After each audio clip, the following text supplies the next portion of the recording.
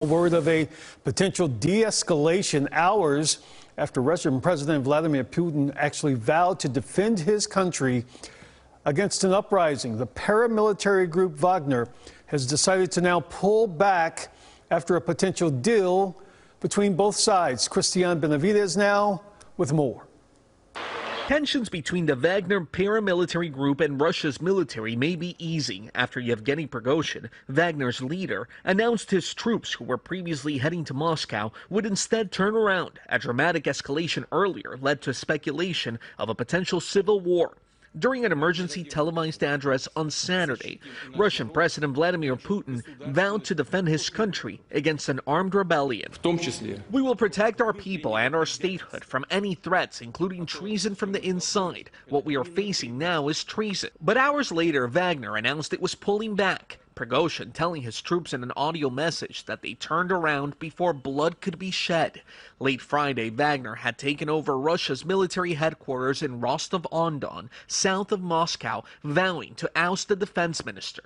The mercenary group, which fights on the side of Russia in Ukraine, has grown increasingly agitated with Russia's military leadership. Vast territories have been lost, and there are 3-4 times more soldiers killed compared to what is being reported. We have daily losses of up to 1,000 people, Prigozhin had said in a video message when they initially started their armed rebellion. As Russia's internal conflict plays out, the war in Ukraine continues. A Russian missile hit a 24-story tower in Kyiv, and Ukrainian officials say they've intercepted more than 20 missiles. Christian Benavides, CBS News. And according to CBS News today, it appeared the mercenary group and its troops were retreating now into Ukraine.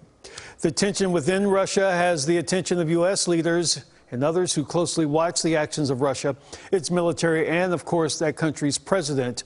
We asked the political science chair of the University of North Texas earlier this afternoon why we should all be closely watching what is happening now in Russia.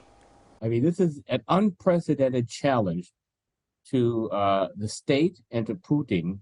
And, you know, part of Putin's deal with the Russian population was that he himself would provide stability for the country in exchange for obedience by the elite and the citizenry.